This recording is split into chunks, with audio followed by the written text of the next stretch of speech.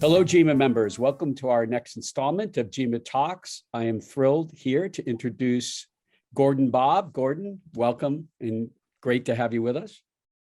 Thanks for being here. Great. I'm going to give a little bit of background on Gordon. Gordon is a class of '93 from Georgetown.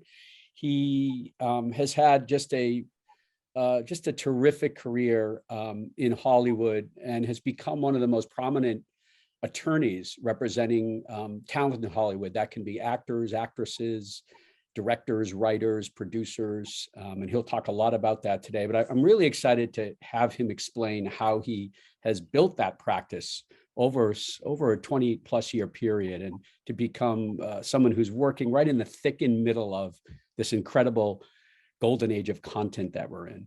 And we'll also speak about Gordon's time at Georgetown. He was the manager of the basketball team under John Thompson Jr. So he has terrific a perspective to discuss there and some of the lessons he learned from that, and to talk a little bit more about what's happening in the industry today and some trends. So Gordon, again, thanks so much for being with us. So Gordon, if we can start with your personal journey, and then we can obviously go into your career journey as well. But would love to, if you could let the audience know a little bit more about where you grew up and high school, and maybe your thoughts when you were going into Georgetown. Sure. Yeah. So I was born and raised in Brooklyn, New York. I'm the son of immigrants who immigrated to New York from London. They were originally from Guyana, which was a British colony at the time. And so growing up in Brooklyn, the first generation American, clearly from my family standpoint, I had a range of options. That can be anything I wanted to be, either a lawyer or a doctor. I decided to become a lawyer. My sister's a doctor, but and my brother's in entertainment, obviously. But anyway, but we'll come back to that. So I was a product of New York City public schools. My school environment was very diverse. Growing up in Brooklyn in the early 80s, it was a time where I was not unlike a lot of my classmates who were very immigrant rich neighborhood schools, people from all over the world, Asia, the Latin America. And so my early introduction in terms of educational upbringing was a very diverse and inclusive educational environment. After my junior high school years, I applied to Stuyvesant High School, and I was able to luckily become admitted there. And again, very similar inclusive environment. There's about 8% African American, 40% Asian. 40% Sorry, that's okay. Sorry.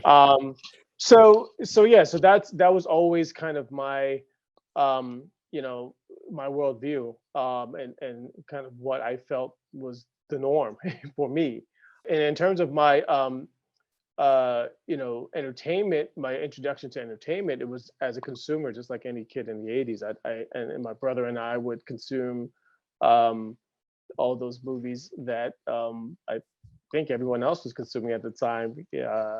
All the Right Moves and Fast Times at Ridgemont High and Porky's and all those 80s high school films. And we loved them. We would cite the lines and make references to them, all the great personal references. And so that's kind of my my introduction to entertainment as a consumer, kind of like very detached from entertainment. Right. It wasn't until my senior year of high school, actually the summer before I attended Georgetown, in the summer of 1989, where I saw Do the Right Thing, the film by Spike Lee, which was shot in Brooklyn, and it was about a very Brooklyn story, and it was that then I realized, like, wow, this story really is about where I live and the people I grew up with and the situations that I've been in and the characters who I know. And it's the first time where Hollywood and Brooklyn kind of came together. And I was able to, it was more accessible, more tangible, more real to me. And that was kind of the time that I realized that there was a pilot light lit inside of me that would come back, I would come back to later on in my career. Yeah, interesting. Why don't you talk a little bit about Georgetown?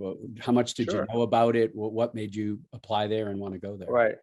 Well, like most Black kids in the '80s, Georgetown. I was first introduced to Georgetown through its basketball team. I played basketball growing up in high school, and in the 1982 NCAA finals, I remember watching Carolina and Georgetown play, and I guess most people were Carolina fans at the time, but I wasn't. I was intrigued by Coach Thompson.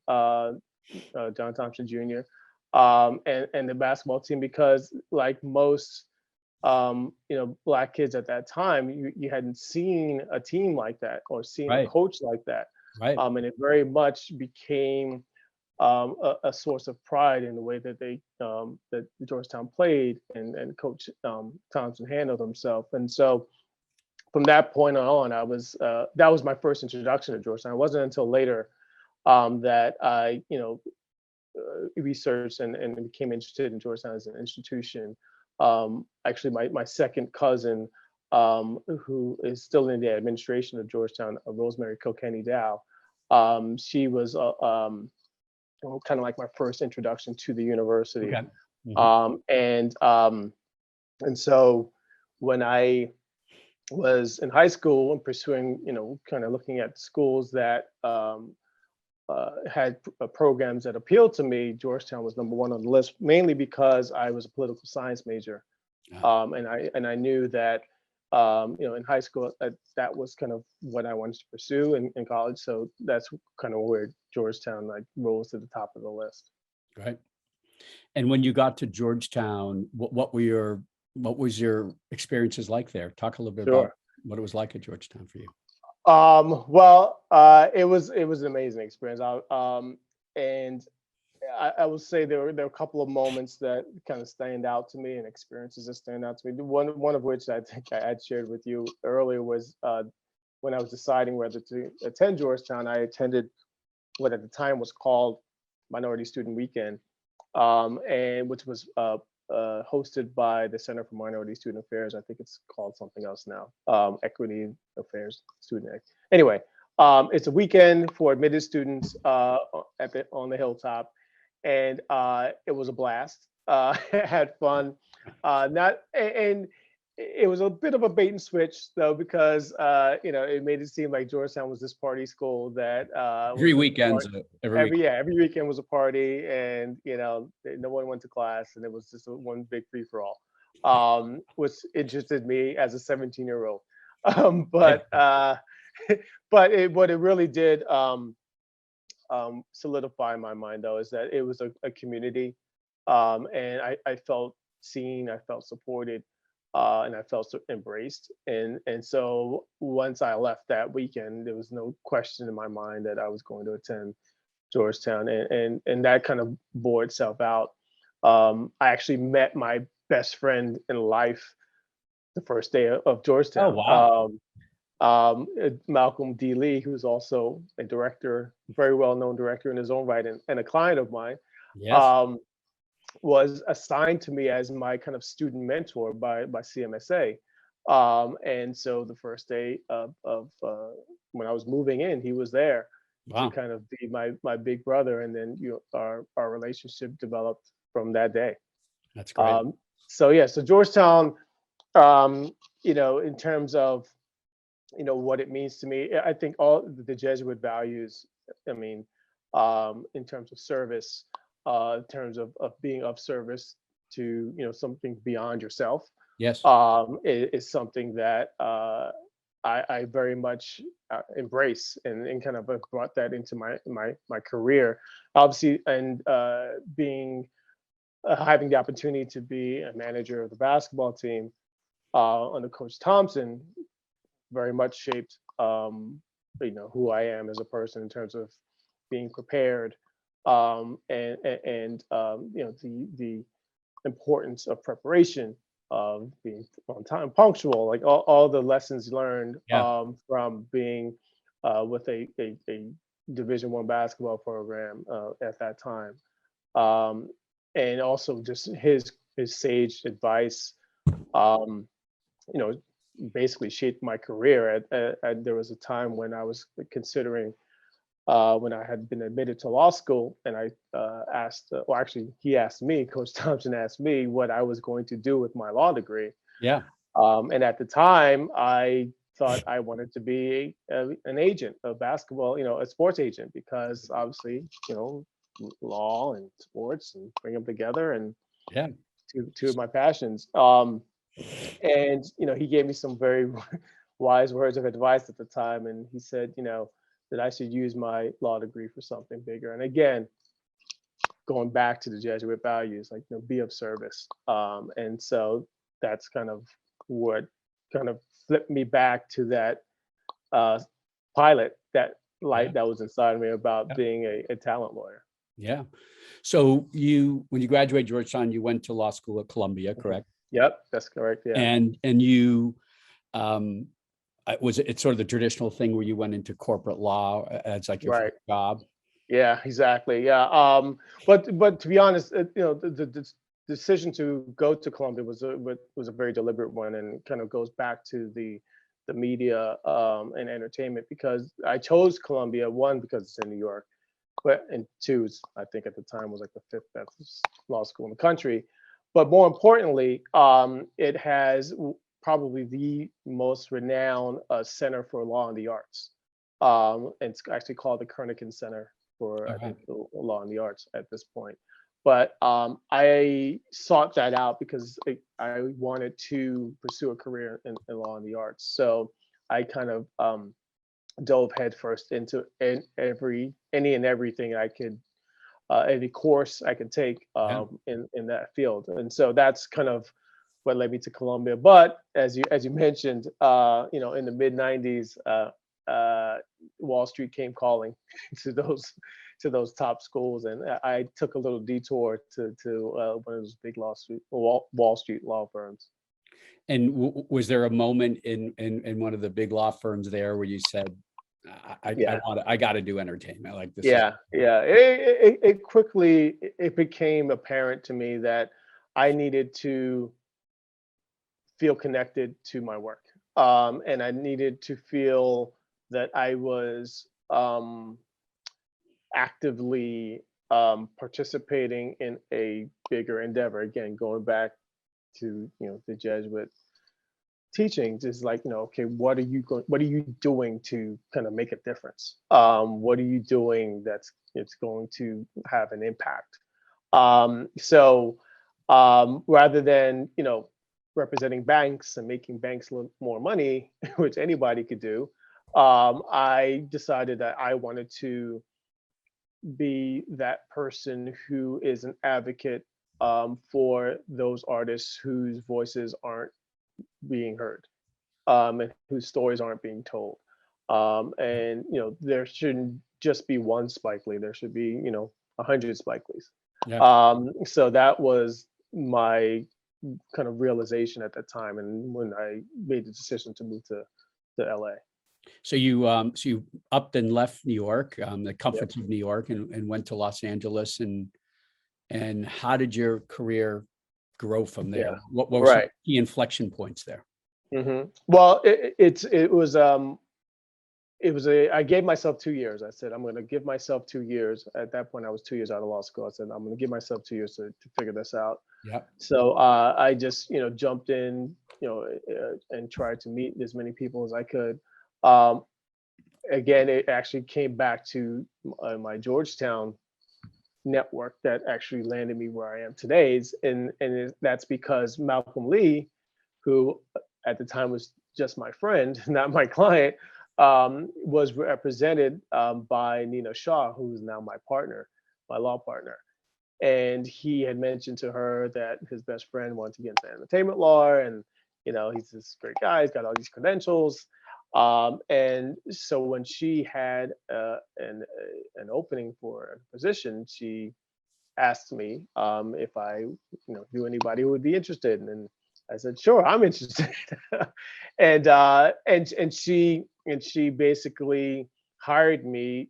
I had no entertainment law experience, Right. but it was her intention as the founder of this firm to be an inclusive place, and to have an inclusive firm that represented and looked more like the world Yeah.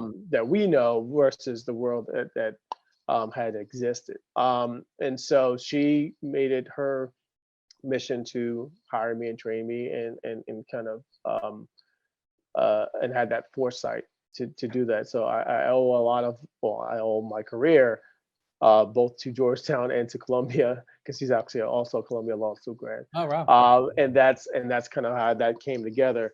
But that is, again, part of what is important in our business, and in all businesses, to be honest, is having that mentorship, and having someone who's going to advocate for you, Yeah. because it's not just about you know entry level and admission. It's about retention and promotion. Yeah. And so that's kind of how I've been able to establish the practice that I have today, is because I was given the opportunity to not only enter but to grow. And talk a little more specifically about how you built your practice. I mean, today you represent some of the leading talent in Hollywood. You mentioned Hmm. Malcolm and Ava DuVernay and Lena Hmm. Waithe and Hmm. many others, I'm sure. And Yeah. feel free to mention them. But how did sometimes when you start, you actually are with someone early in their career and grow with them. Other times you're starting with people, you're just like the low guy on the totem pole, and Right. then you start growing in stature, and then you get some of these bigger clients. So how did it Right. work for you? Talk a little bit about how you shaped your clients Sure. over time, your portfolio of clients. It was a little bit of both. My Nina was she was representing at the time, the biggest talent in Hollywood, Jamie Foxx, Senator the Entertainer. So when I joined the firm, I was the low guy on the totem pole on those teams, but it gave me instant, legitimacy. And so learning with working with those types of clients, other people take notice that you're kind of working with those types of clients, and then, like you said, you kind of um, are able to gain some credibility. But I will say, those clients that you mentioned, like in particular Lena and Ava, I've represented them from the beginning of their careers. I've known Ava almost my entire career. I met her actually on the first film that I worked on, which was she was a publicist at the time, Wow. and she was the publicist on the film, and that's how we met. And before she was years before she directed her first project, and then so it was those relationships, because, as you know, Rich, this is a relationship business. Yeah, So it's those there is. relationships that you build, not necessarily kind of intentionally saying, I want to sign this person, I want to sign that person, but just in doing your job, right? And doing your job, and being open to meeting new people, those kind of relationships build and form and blossom, and then you get referred from, because I represent Jamie, then I represent Ava, people want to be represented by me. So it's kind Yeah, of like, yeah, that's how it works. But um it was always my intention to build a practice that for on those who are underrepresented in the past. So you'll see, um, not only that though. I would say this: it's also people who have a point of view, and who have who are saying something and moving conversations and culture forward. right. So it's about those people. One of the highlights of my professional career was working on When They See Us, which is that a 4-part Yeah, series by Ava DuVernay, yeah, because that dealt with the Central Park Five case. Yes. And those five boys who were wrongfully convicted. Because it was personal. I was actually a teenager in New York when that happened. Yeah. And also I have a son, or a 17-year-old son now, who at the time was 14 when that film came out. And those kids were that age when that happened to them. And so, being parts of projects that bring humanity and thought to certain communities is kind of why I do what I do. Yeah. And so I'm always going to support those artists who are intentional about what they're doing. So And it yeah, also yeah, takes some bravery too, and courage, and yeah, real stick to itiveness too yeah, conviction. for your, because I'm sure your clients, I'm sure you have to advise them, and they're going into new terrain and want to speak about a subject that is probably may have some controversy attached, but you believe strongly that, like you said, it's important for these stories to be told. Right, exactly. And so that's kind of been the kind of North Star that I always look to. It's like, okay, yeah, I can, I'm fortunate enough to be in a position where, I can pick and choose who I want to Yeah. represent. Yeah. Um, and I always want to believe in not only in the art but the artists. Um, and if I believe in the art and the artistry and what the artist has to say and their point of view, I'll represent them no matter if they're fresh out of film school, or they're established. I have to kind of believe in what they're saying. And once then I'm all in, regardless of where it takes us. Well, that's really interesting to hear, and inspiring to hear, actually. What do you think's the single most important trait in being great at what you do? I think you have to be a good listener. I think I think a lot of what I do is counseling and advice. Yes, I am a contract lawyer at heart and a negotiator. Sure. That's kind of my official role. But you know, it. I'm not only an attorney at law, but I'm also a counselor at law. Mhm. And counselor is in the title, and I take that very seriously, and it comes with the job because um, my clients want guidance. It's Yeah. not just about getting me the best deals. Like, what should I do? In this scenario. Is this a In this deal I scenario, should even take? right? Is Is this this a a deal? project I should even take? Right, is a project that I should say. Is this someone I should be working with? Is this a studio I should be working with? Is this a studio I should be getting into business with? Yeah. And you have Um, perspective and experience to be able to answer those questions. exactly. So that I think is, for me, one of the more important traits to have. It's obviously, you know, being knowledgeable and staying informed of the ever-changing landscape and legal issues that we have to face, because they are ever-changing. When I first got into this business, we were it was all about home video and DVDs, right? Right. Revenue. Right. And now, You are. yeah, now it's all about streaming revenue, Right. right? So and NFTs, and Yeah. Right. it's the landscape is ever shifting, and with technology, it's a double-edged sword. It's the barrier of entry into this business is low, significantly lowered. Mm. But ultimately, with the consolidation, there are less and less gatekeepers. So there used to Yeah. be, 10 gatekeepers. Now there are like 4, Right. who can actually distribute your content. So, um, Well, I do so it's want important. to Yeah. move on to ask you a couple of questions about the industry, but I do want to highlight the insight you made, especially for our younger alumni and the students who are watching, which is the importance of your role. I think maybe if you're someone who's first learning about the law, you think it's it's just transactional. And I think it's important for our audience to understand that your job is, obviously there's a transactional element to it, but a lot of it is this counseling as well, and this advice and listening. And it's way more than just, oh, I got to cut a deal for this client. Exactly. Oh, 100%. And I tell, prospective clients that all the time. Like, look, there are a handful or maybe dozens of lawyers in town who can do a great deal for you, right? That's the easy part.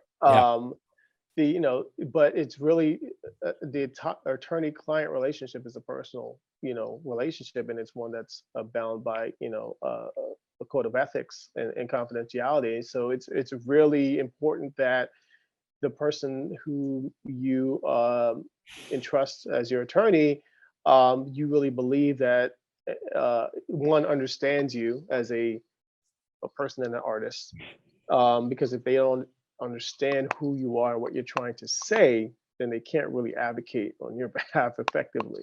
Right. And two, that you feel like they're really adding value beyond just the paperwork and the transaction. Right. Yeah, it's great. So I think that's actually the piece of advice I would give to younger attorneys, is that you have to really figure out what value are you adding to the scenario. As you mentioned, it alluded to, there's just been tremendous change in the industry, and of course the rise of the streaming platforms is probably a number one right now. Talk a little bit about how what's the impact on that for you and what you do every day, and what are some of the trends that you're wrestling with right now, either some that are positive for you or potentially negative for you? Sure. Yeah. No, it's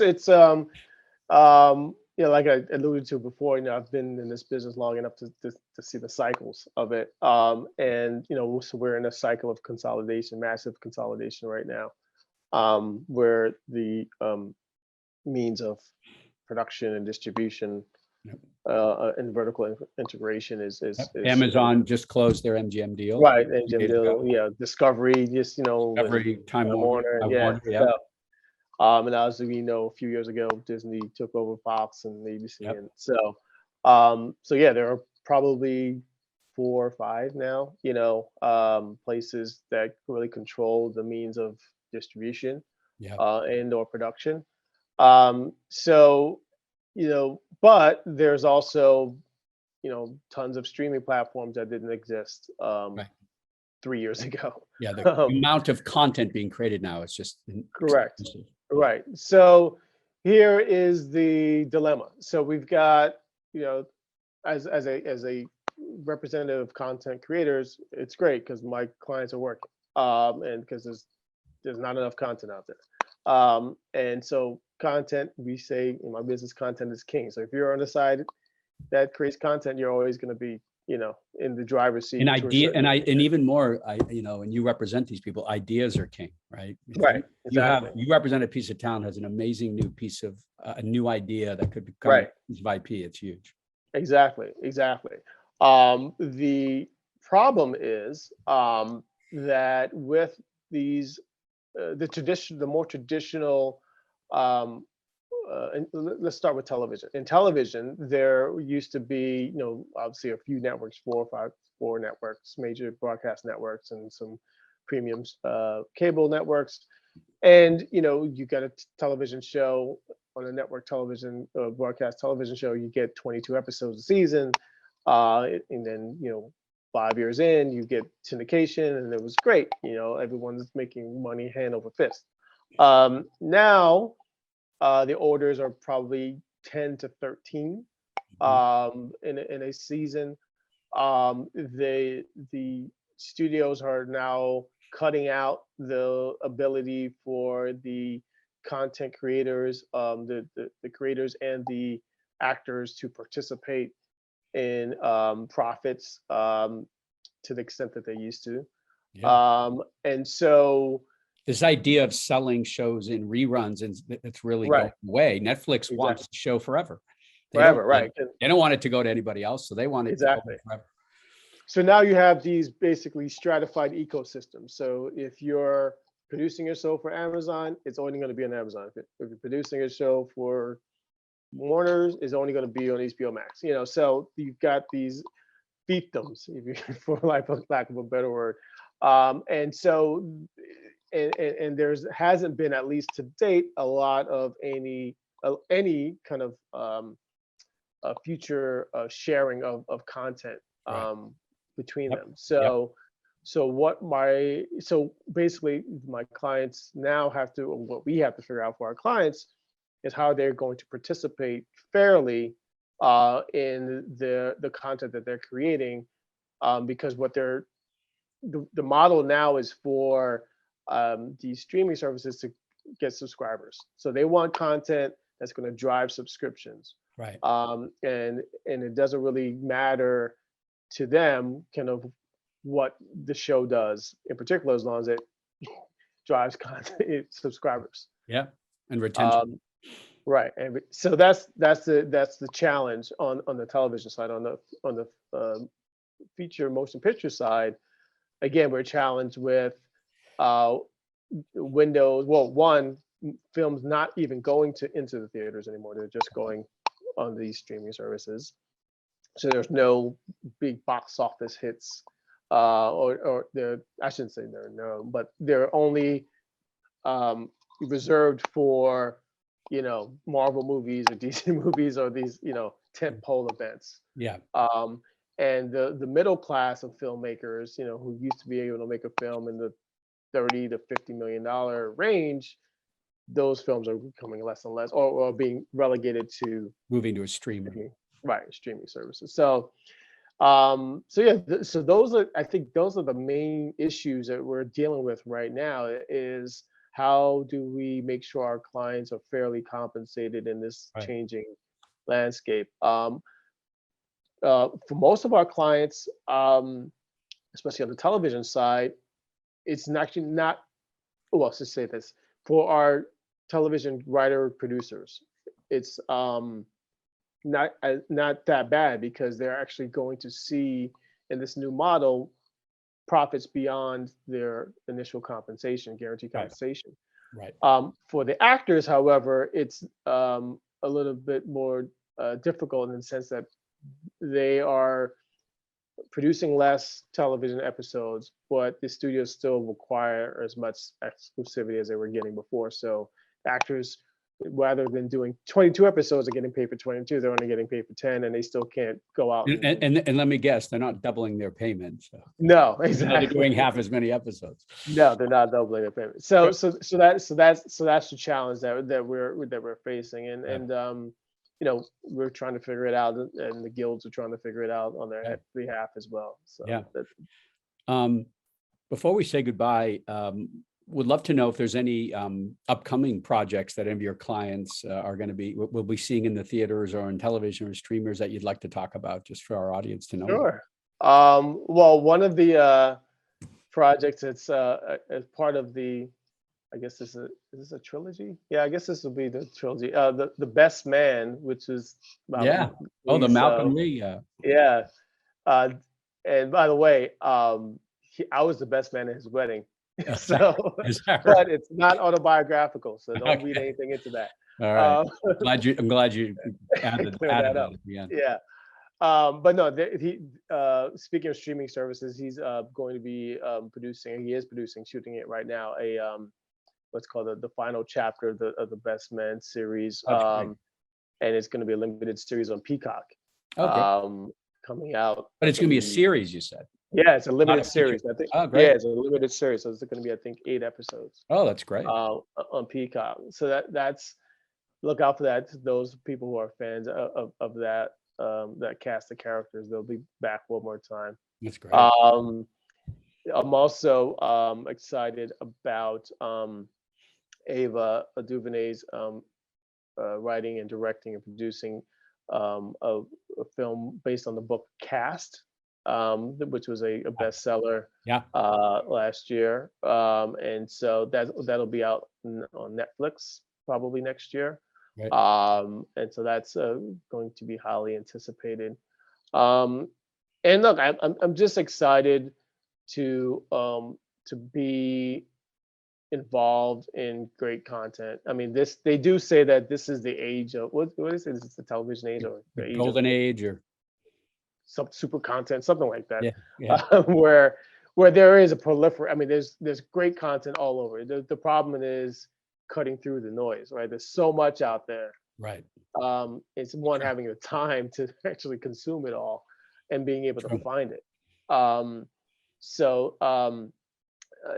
That's kind of the challenge, but it's also a blessing to be able to work with such talented people.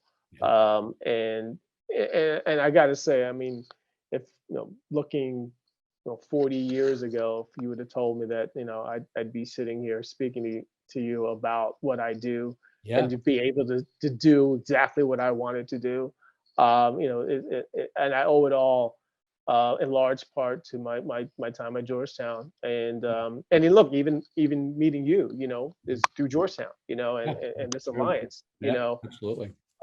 So it's been an incredible journey, and at some point I'll kind of reflect back on it, but now I'm in the middle of it. But even in this moment, I can say that Georgetown laid the foundation to kind of where I am today, and those values that I learned on the hilltop in terms of a service, of being of service to others, is really kind of how I live my life and run my practice.